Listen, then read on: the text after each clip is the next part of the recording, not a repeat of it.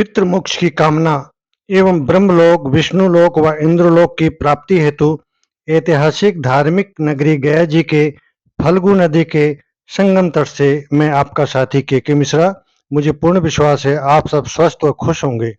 बिहार राज्य के तीर्थ क्षेत्र गया जी से प्राप्त जानकारी के अनुसार 17 दिवसीय त्रिपाक्षिक श्राद्ध में शामिल देश के विभिन्न राज्यों से आए श्रद्धालुओं ने विष्णुपद मंदिर स्थित 16 वेदी स्थल के क्रौंच पद, इंद्र पद, अगस्त्य पद, मतंग पद तथा कश्यप पद पर पिंडदान का कर्मकांड पूरा कर रहे हैं।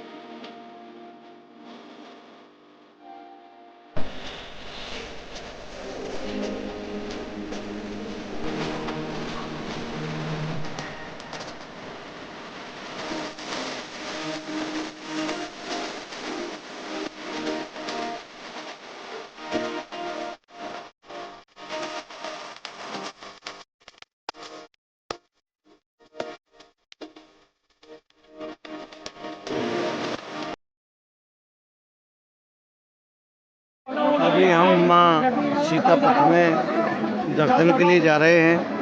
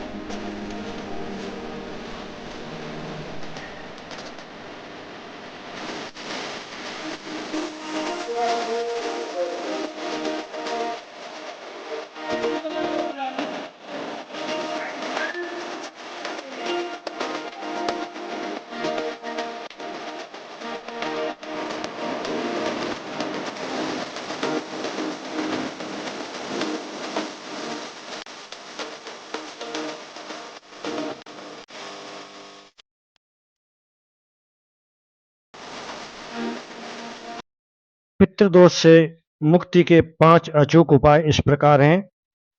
परिवार के सभी सदस्यों से बराबर मात्रा में सिक्का इकट्ठा करके उन्हें मंदिर में दान करें। कपूर जलाने से देव दोष व पितृदोष का शमन होता है। कौवे, चिड़िया, कुत्ता, गाय को रोटी खिलाना चाहिए। पीपल या बरगद के वृक्ष में जल चढ़ाते रहना चाहिए। दक्षिणमुखी मकान में कदापि नहीं रहना चाहिए। पितृपक्ष को अशुभ क्यों माना जाता है? पितृपक्ष को हिंदुओं द्वारा अशुभ माना जाता है क्योंकि इस दौरान किए जाने वाले मृत्यु संस्कार को श्राद्ध या तर्पण के नाम से जाना जाता है। दक्षिणी और पश्चिमी भारत में यह भाद्रपद सितंबर के हिंदू चंद्र महीने के दूसरे पक्ष पखवाड़े में आता है और श्री गणेश उत्सव के तुरंत बाद वाले पखवाड़े के बाद आता है। पितरों को खुश करने के लिए क्या करना चाहिए? पितरों को खुश करने के लिए पितृदोष से राहत पाने के लिए अमावस्या का दिन बेहद महत्वपूर्ण माना जाता है।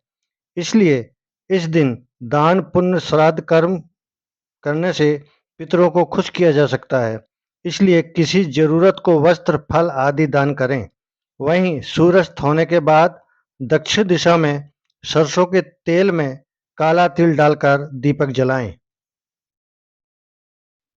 पितरों को कौन सा फूल चढ़ाए जाते हैं? ज्योतिष शास्त्र के अनुसार पितृपक्ष में पितरों के निमित्त की जाने वाली पूजा सामान्य पूजा से पूरी तरह अलग होती है। इसलिए इस दौरान प्रत्येक फूलों का इस्तेमाल वर्जित माना गया है। श्राद्ध कर्म की पूजा में सफेद फूलों का विशेष महत्व है। इसके अलावा चंपा, जूही, मालती, कमल के फूल का उपयोग करना शुभ माना गया है। क्या हम पितृपक्ष के दौरान मंदिर जा सकते हैं? पितृपक्ष के दौरान भी मंदिर के दरवाजे भक्तों के लिए खुले रहते हैं। आप बिना किसी झिझक मंदिर जाकर पूजन करें। बस इस बात का ध्यान रखें कि पितृपक्ष के दौरान कोई भी बड़ा शुभ या धार्मिक कार्य न करें। यज्ञ, हवन आदि करने से बचें। पितरों को कौन सा दीपक लगाना चाहिए? ईशान कोण में दीपक जलाएं। घी का दीपक रोजाना घर के ईशान कोण, उत्तर पूर्व के बीच की दिशा को ईशान कोण कहा जाता है। गाय के घी का दीपक जलाने से माँ लक्ष्मी आप पर कृपा बरसाएंगे। इससे घर में कभी धार्मिक समस्याएं नहीं होंगी। रोज ऐसा करने से पितृ बेहद प्रसन्न होते हैं और पितरों के आशीर्वाद से सारी मनोकामनाएं पूर्ण होती हैं। पितृपक्ष में कौन सा काम नहीं करना चाहिए? धार्मिक मान्यता के अनुसार पितृपक्ष में किसी भी तरह का मांगलिक कार्य नहीं करना चाहिए। शादी, मुंडन, सगाई, गृह प्रवेश जैसे मांगलिक कार्य पितृपक्ष में निषेध माने जाते हैं। पितृपक्ष के देवता कौन हैं? पितृपक्ष के दौरान हर साल 16 दिनों के लिए मृत्यु के देवता यमराज या यम उन्हें उपहार, भोजन और पानी स्वीकार करने के लिए अपने रिश्तेदारों और परिवार के सदस्यों से मिलने के लिए मुक्त करते हैं। पितृपक्ष में कौन सा पाठ करना चाहिए? पितृ गायत्री पाठ। इस पाठ को पढ़ने से पितरों को मुक्ति मिलती है और हमें आशीर्वाद देते हैं। इस दौरान पितृ गायत्री मंत्र और ब्रह्म गायत्री मंत्र का भी जाप करना चाहिए। कौआ पक्षी को क्यों माना जाता है पितर? धार्मिक मान्यताओं के मुताबिक पितृपक्ष के दौरान पितर कौआ के रूप में धरती पर आते हैं। शास्त्रों में इस बात का वर्णन किया गया है कि देवताओं के साथ ही कौए ने भी अमृत को चखा था, जिसके बाद से यह माना जाता है कि कौओं की मौत कभी प्राकृतिक रूप से नहीं होती। कौआ बिना थके लंबी दूरी की यात्रा तय कर सकते हैं। ऐसे में किसी भी तरह की आत्मा कौए के शरीर में वास कर सकती है और एक स्थान से दूसरे स्थान पर जा सकते हैं। इन्हीं कारणों से पितृपक्ष में कौओं को भोजन कराया जाता है। वहीं धार्मिक मान्यताओं के मुताबिक जब किसी व्यक्ति की मौत होती है तो उसका जन्म कौआ की योनि में होता है। इस कारण से कौओं के जरिए पितर को भोजन कराया जाता है। आइए समझते हैं पितृपक्ष का महत्व क्या है। धार्मिक मान्यताओं के अनुसार पितृपक्ष के 15 दिन जो संतान अपने पितर के निमित्त पिंडदान, तर्पण और श्राद्ध करते हैं, उससे उनके पूर्वज प्रसन्न होते हैं और सदा खुशहाली, सुख शांति और समृद्धि का आशीर्वाद देते हैं। ऐसा नहीं करने पर वे नाराज हो जाते हैं, जिससे पितृदोष लगने की संभावना बढ़ जाती है। गया जी में फाल्गु नदी का महत्व क्या है? गया को पूर्वजों की मोक्ष प्राप्ति का स्थान मानते हैं। प्राचीन काल में यहाँ फाल्गु नदी में तर्पण और पिंडदान का विशेष महत्व था, लेकिन सीता जी के श्राप के चलते फाल्गु नदी आज भी सूखी रहती है। इसे लेकर मानता है कि स्वयं विष्णु यहाँ पितृ देवता के रूप में मौजूद हैं, इसलिए इसे पितृ तीर्थ भी कहा जाता है। सीता जी ने फाल्गुनी नदी को साक्षी के रूप में झूठ बोलने पर क्रोधित होकर उन्हें आजीवन श्राप दिया था। फाल्गुनी नदी को श्राप दिया कि वह सिर्फ नाम की नदी रहेगी, उसमें पानी नहीं रहेगा। इसी कारण से फाल्गुनी नदी में आज भी पानी नहीं रहता। क्या है विष्णुपद मंदिर का महत्व? भगवान विष्णु के पद चिन्ह वाले इस मंदिर को विष्णु पद मंदिर कहा जाता है। धर्म का एक आधार होने के कारण इस धर्मशिला के नाम से भी जाना जाता है। माना जाता है कि पितरों के तर्पण के बाद इस मंदिर में भगवान विष्णु के चरणों के दर्शन करने से समस्त दुखों का नाश हो जाता है। गया जी में सीता कुंड मंदिर का महत्व। एक अन्य कथा के अनुसार श्री राम और लक्ष्मण जी के साथ 14 वर्ष के लिए वनवास को जाते हुए सीता माता ने इसी कुंड में स्नान किया था और इस वजह से इनका नाम सीता कुंड पड़ा। यह भूतकाल में हुई कई सांस्कृतिक घटनाक्रम का साक्षी है और आज भी लोग इस रिवाज को परंपरा स्वरूप आगे ले जा रहे हैं। आप श्राद्ध पक्ष गया जी वाले हमारे वीडियो में अभी तक बने रहे, इसके लिए हम सबके पूर्वजों को नमन करते हुए आप सबसे विदा चाहते हैं। मिलते हैं किसी अच्छी वीडियो में, तब तक के लिए नमस्कार।